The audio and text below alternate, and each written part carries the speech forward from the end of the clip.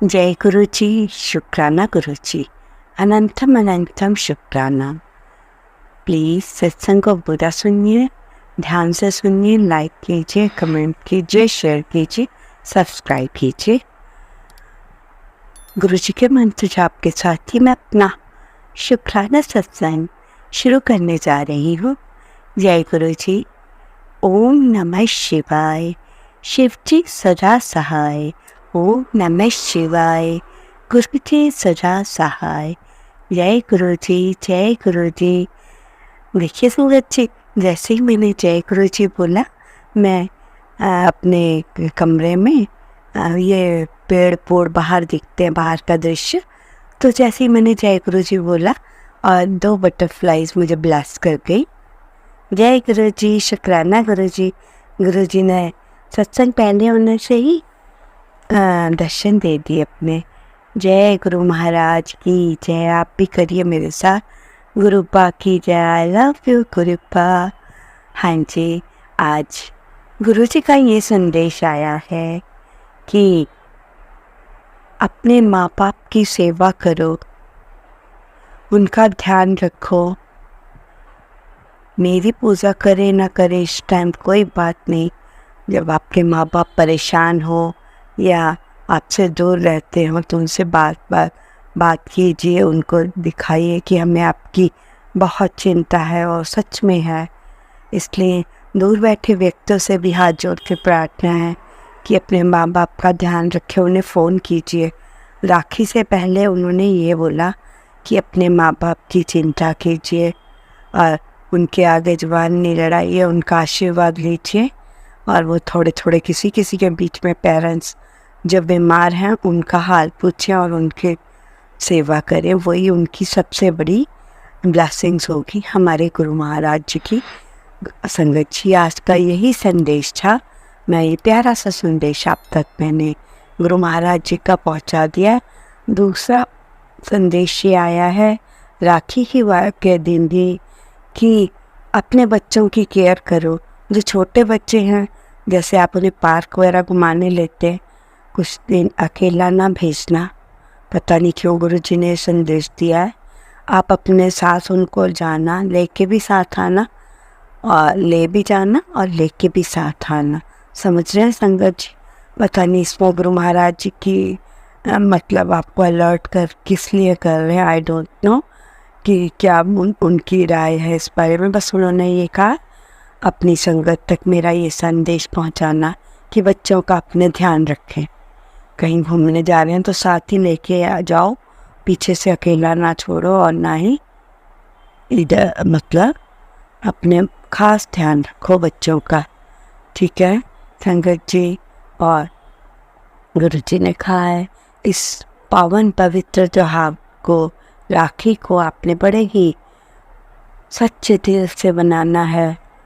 देखो आज की दुनिया बहुत पावरफुल है, बहुत पैसे वाली है, हम जैसे नहीं है। हाँ, जो पावरफुल लोग हैं क्या करते हैं, गाड़ियों में इतने इतने बड़े बड़े गिफ्ट लिए हैं, अपनी बहनों के घर जा रहे हैं और राखी बनवाएंगे, उनको बहन बांधेगी, ब्लेस भी करेंगे, गिफ्ट भी देंगे। पर गुरुजी कहते हैं कि सबसे बड़ा गिफ्ट है कि सच्चा प्यार भाई बहन का। कोई दिखावा नहीं, कोई छल नहीं। ऊपर से तो आप राखी बंधवा रहे हैं और दूसरा अंदर से आपके मन में क्या चल रहा है, ऐसे राखी का त्योहार नहीं चलेगा। सचमुच से ही बहन भाइयों की रक्षा का वचन दे। चाहे आप छोटा ही गिफ्ट दे बहन को, उससे कोई फ़र्क नहीं। बहन आपकी हमेशा, भाई बहन इतने दिनों से खुश होती है कि राखी का त्यौहार आ रहा है, भाई आएगा, या जिसका भाई घर में है, चाहे वो आपस में लड़ते हो, वही असली प्यार होता है संगत जी। बचपन के दिन भी वही सबसे अच्छे। जैसे जैसे मनुष्य बढ़ता है उसमें चालाकियाँ बढ़ती जाती हैं। तो ऐसा ना कीजिए, बड़े सच्चे दिल से राखी का त्यौहार आप बहन भाई माँ बाप के सामने सेलिब्रेट कीजिए। यही माँ बाप का भी सच्चा सुख है, क्योंकि हर माता पिता चाहते हैं जब तक हम हैं तब तक अपने बच्चों को, अपने बहू बेटे को, बेटी जमाई को अपनी आंखों से देख ले कि सब खुश हैं। तो ये छोटी छोटी बातें होती हैं जिससे हम माँ बाप को बहुत सुख पहुंचा सकते हैं। तो आपसे फिर से एक बार यही हाथ जोड़ के विनती है कि माँ बाप का ध्यान रखिए, अपने बच्चों का ध्यान रखिए। पता नहीं बहुत सखत दिन है क्या है, और अपने बहन भाइयों का त्योहार बड़ी पवित्रता के साथ मनाइए। जैसे कि मैंने कल आपको स्टोरी बताई थी, जैसे कृष्ण जी ने अपनी बहन को जो हमेशा राखी बांधती थी, जब लोग ताना देते हैं तो परमात्मा सिद्ध करके भी दिखा देते हैं आपको कि हम इनके सच्चे वो हैं, ये हमारे भक्त हैं, तो हम इनके सच्चे भगवान हैं। इसमें कोई भी दिखावे वाली बात नहीं। इसलिए आप लोग भी, वही जी ने कहा है, जिस जिसने अरदास लगानी है लगा लेना अपनी, और जो भी आपको आज चाहिए मांग लेना परमात्मा से। देर सवेर कुछ ही दिनों में या कुछ महीनों में आपको आपके कर्मास के अकॉर्डिंगली मिल जाएगा। बस कहने का गुरु जी का तात्पर्य ये है कि दिल से करो और मुझे भी मानो, मांगो मत। क्योंकि मैंने आपके लिए इतनी बड़ी बड़ी चीज़ें सोची होती हैं परमानेंट, और आप छोटी छोटी चीज़ें मांग कर गुरु जी को ऐसे बता रहे हैं, वो भी दे देंगे आपको गुरु जी। इसमें कोई दो राय नहीं है। पर गुरु जी आपके लिए बहुत दूर की सोचते हो, परमानेंट। ये तो आपको पता है परमानेंट किसी ने नहीं रखना, तो जब तक आपकी लाइफ है उसके लिए कहते हैं। उस टाइम तक मैं आपको एक ऐसी चीज़ दूंगा जो परमानेंट रहे, आए दिन आपको कि उस चीज़ की ज़रूरत न पड़े। और गुरु महाराज जी की तो ब्लेसिंग से कुछ अलग होती है, समझे आप? जैसे कल आज ही मैंने एक अंकल का सत्संग सुना।